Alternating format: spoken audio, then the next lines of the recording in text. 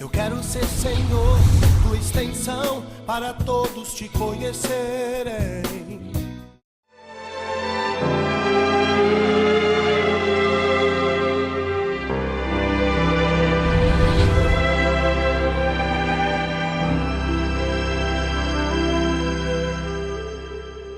Nunca deixe de amar, nunca deixe de lutar, de zelar pela casa de Deus. Cuide dela.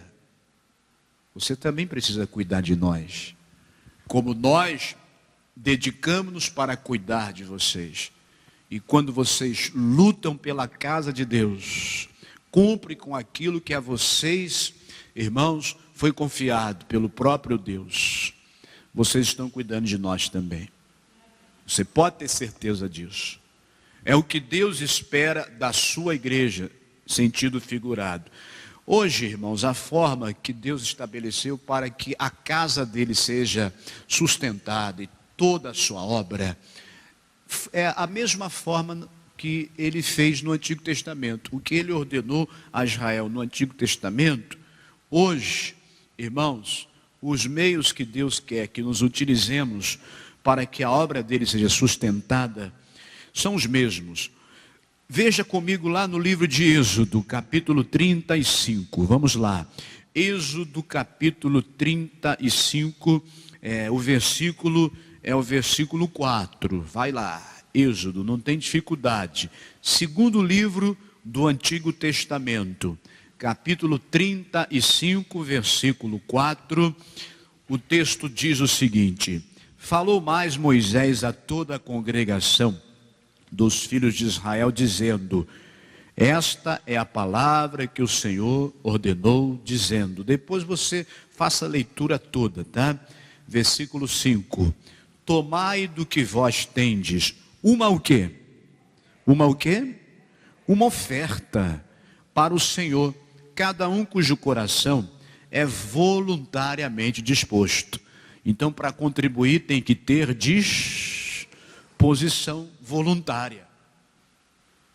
Tem que haver essa voluntariedade, essa disposição voluntária. Não é por obrigação. Tem que dar oferta, tem que dar dízimo. Poxa vida, tanta coisa para pagar, e eu ainda tenho que separar dízimo. Por que eu virei crente? Então, meu irmão, guarde o seu dinheiro. Se é para dar desse jeito, fica com ele. Tem que haver espontaneidade, prontidão de vontade. Moisés deixou bem claro: traga cada um uma oferta para o Senhor, cada um cujo coração é voluntariamente disposto.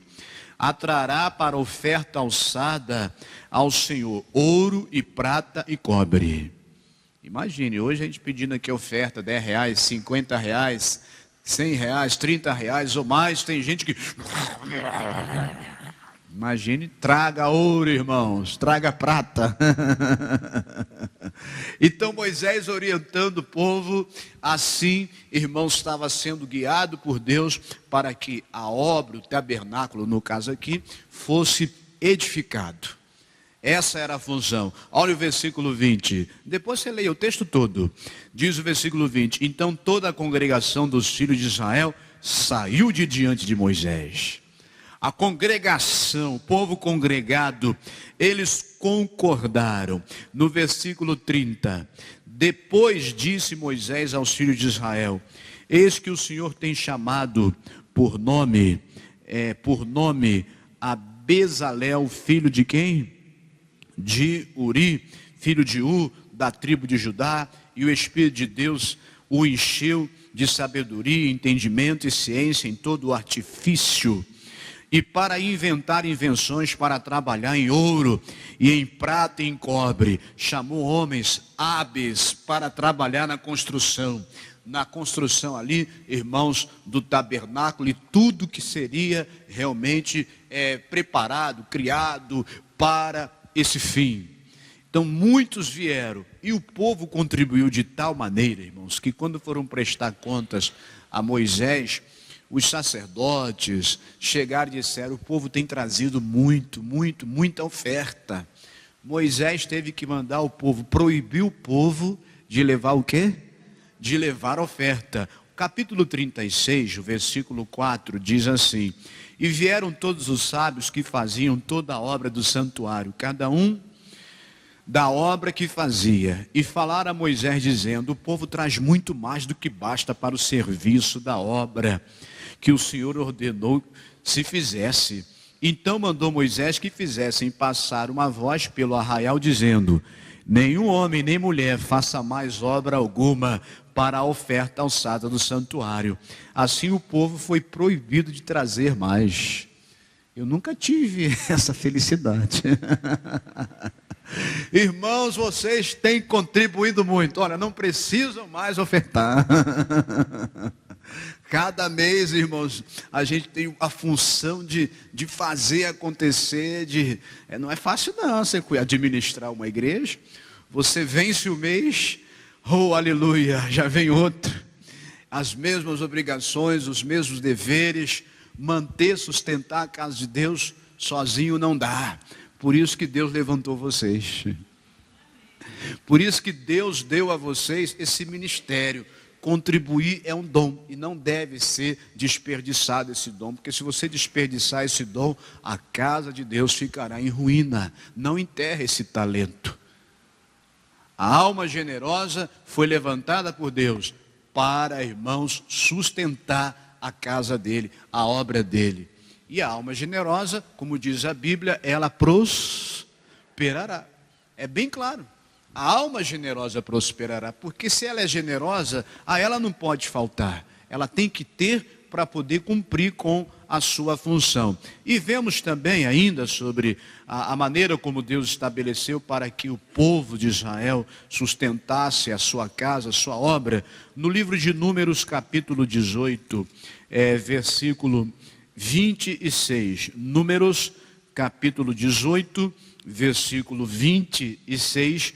O texto aqui diz assim: também falarás aos levitas e dir-lhes-ás: quando receberdes os dízimos dos filhos de Israel, que eu deles vos tenho dado em vossa herança, deles oferecereis uma oferta alçada ao Senhor, o dízimo dos dízimos. Então o povo tinha que levar o dízimo aos servos de Deus, e esses servos de Deus recebiam os dízimos, e dos dízimos recebidos, eles tiravam uma oferta que era o dízimo dos dízimos, que eles tinham que dar. Aqui nós vemos então, além da oferta, o dízimo. E o texto mais mencionado sobre o dízimo, Malaquias capítulo 3, versículo 10, trazei o quê? Todos os dízimos à casa do tesouro, para que, qual a finalidade? Vamos lá. Para que haja mantimento na minha casa. Qual é a finalidade? Para que haja mantimento. A obra de Deus é sustentada desta forma. Você ama o dízimo? Você ama a oferta? Deus está feliz contigo. Você odeia? Meu irmão, você precisa reaver aí a sua vida com Deus.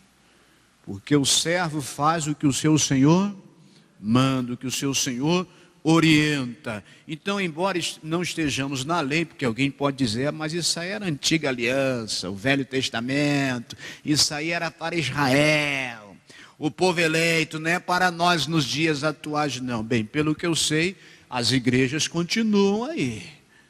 Os templos evangélicos continuam com as suas portas abertas, não só a Igreja Internacional da Graça de Deus, como muitos outros. Então, se hoje não é para ser dado o dízimo e a oferta, como uns alegam, porque estamos no tempo da graça, como a casa de Deus vai se sustentar, hein, pessoal? Como o templo de Deus se manterá? Como a obra de Deus continuará? Se para ela existir, ela precisa do dinheiro, ou não precisa? Precisa ou não precisa? Com certeza precisa. Como virá esse dinheiro então, nos dias atuais? Então, embora estejamos, irmãos, no tempo da graça, debaixo da graça, não vivemos mais segundo a própria lei. Jesus nos trouxe essa graça. Jesus, o Filho de Deus, foi aquele que veio cumprir a lei. A lei cumpriu-se nele. A lei não poderia realmente executar, alcançar o seu alvo, se não fosse Jesus, que nos trouxe o Evangelho. Então Jesus veio cumprir a lei. Algumas coisas ele cancelou da lei que era exclusivamente para o povo de Israel. E outras, ele, irmãos, não se opôs, não proibiu. Jesus não proibiu, irmãos, o seu povo, os seus escolhidos, de ofertarem e dizimar.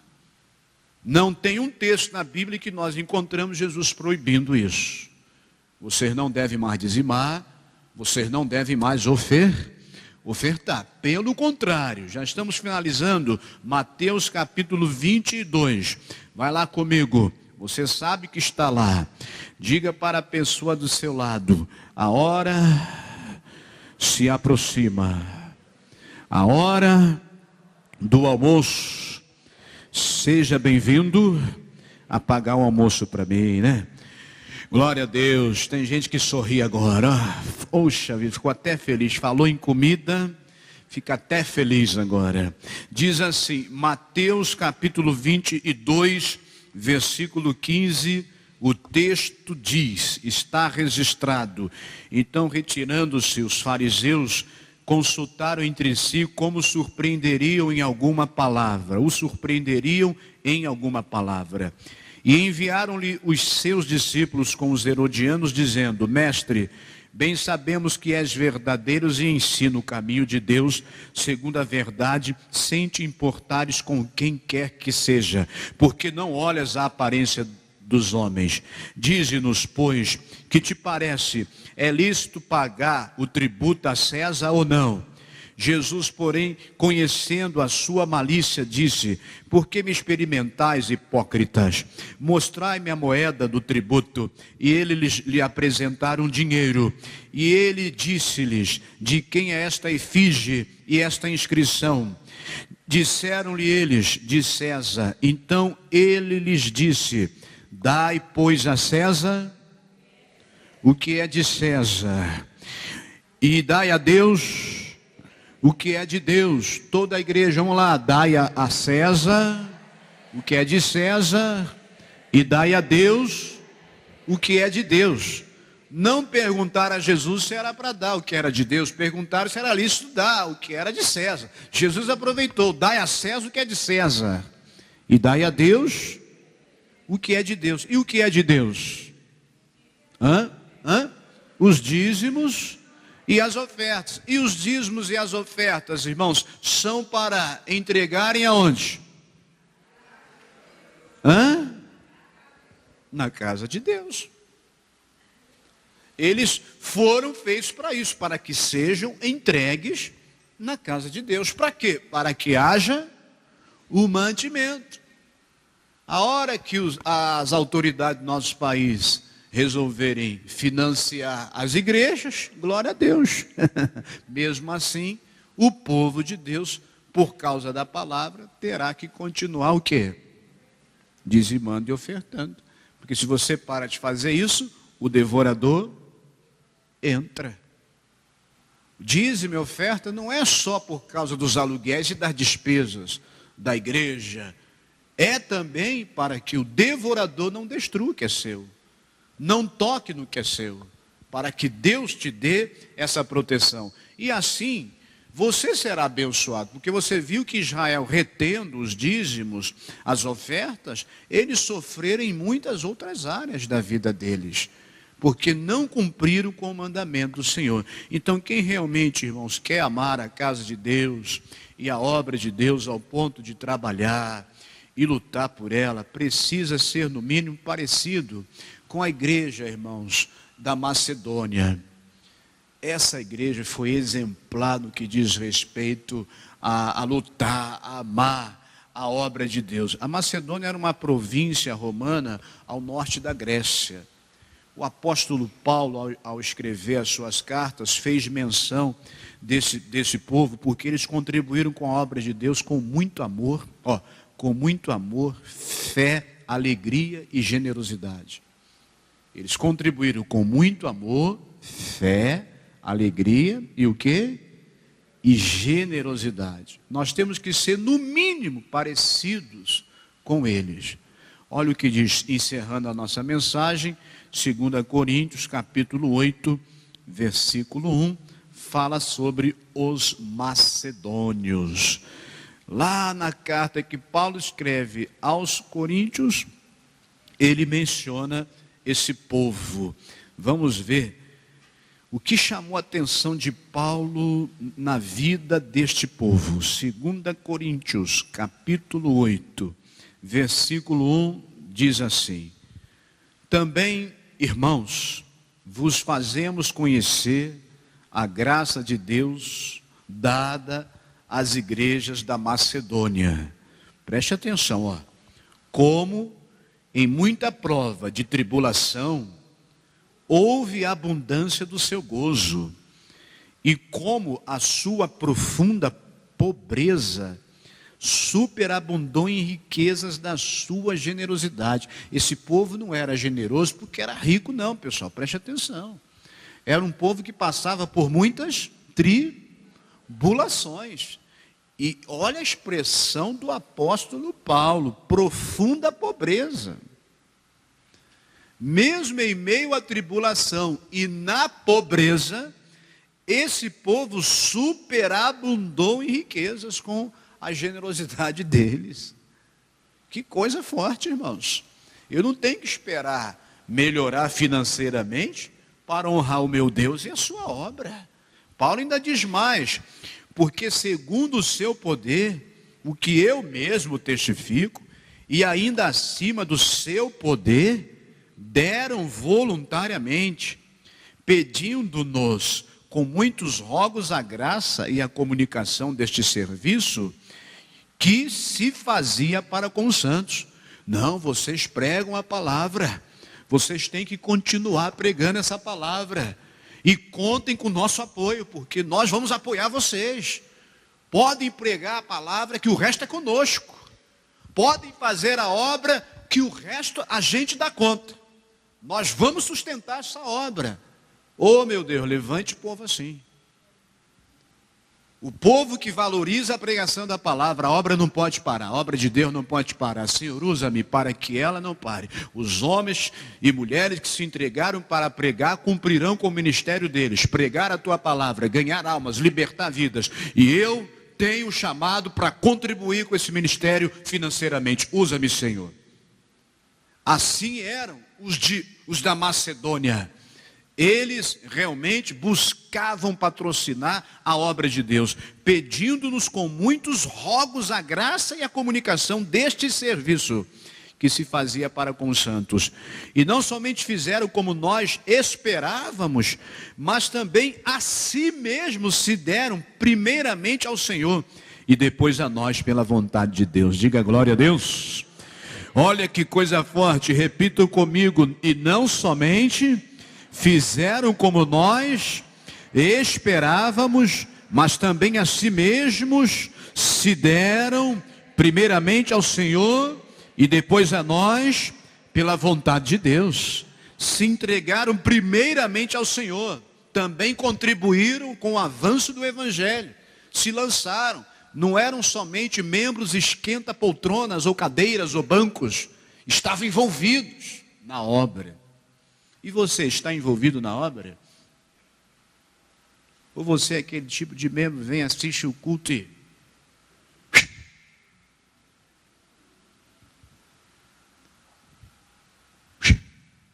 Cadê o irmão que estava aqui? Eles estavam envolvidos. Pergunte para a pessoa do seu lado: você está envolvido? O que você tem oferecido? Pergunte: o que você tem oferecido, além das suas ofertas e dos seus dízimos, a essa obra? O que você tem oferecido? Pastor, eu gosto tanto de esquentar as poltronas. A não ser que você esteja esquentando aí com unção para que o próximo sentar receber a unção, né? O que você está fazendo? Temos que aprender com esse povo aqui, pessoal. Vamos finalizar. Versículo seguinte. Versículo 6 ou 7? 7, né? 6. De maneira que exortamos a Tito que assim como antes tinha começado, assim também acabe essa graça entre vós. Quem é que não vai ter prazer de sustentar um servo lá? Tem gente que fica pedindo igreja para tudo quanto é lado. Manda uma igreja para cá, você tem que abrir uma igreja para cá, manda uma igreja para cá, manda um homem. Aí você manda, coitado do pregador que vai para lá, ninguém sustenta.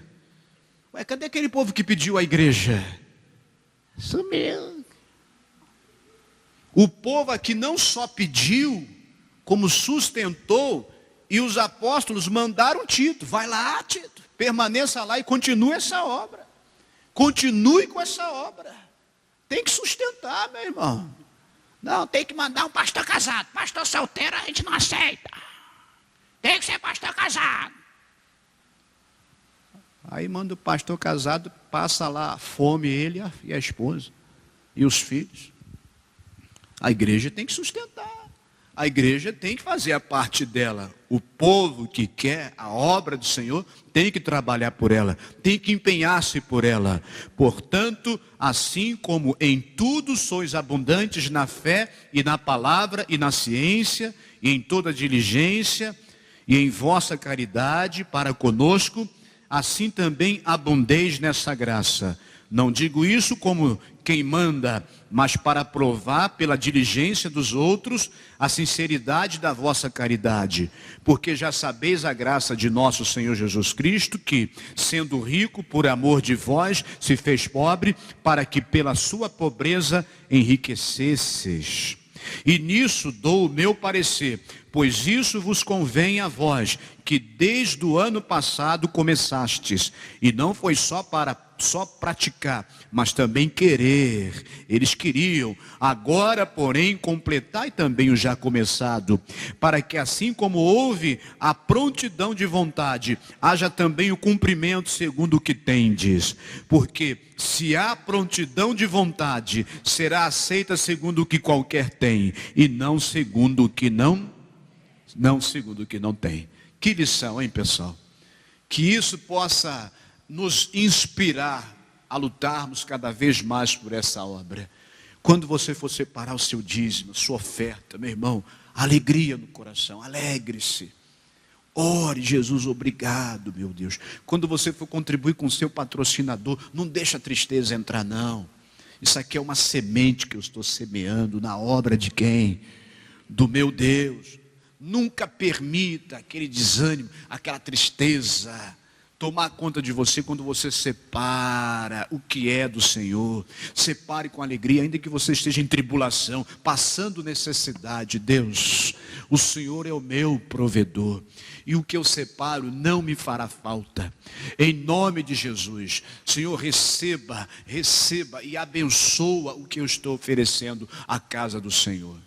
É fazer com alegria, com essa prontidão. O Senhor será contigo e tudo que é seu prosperará. Você não viverá em ruínas, porque você não deixa a casa de Deus cair na mesma. Amém, pessoal? Vamos aplaudir ao nosso Deus, que nos orienta com a sua boa e santa palavra. Glória a Deus. Eu quero ser, Senhor, tua extensão, para todos te conhecerem.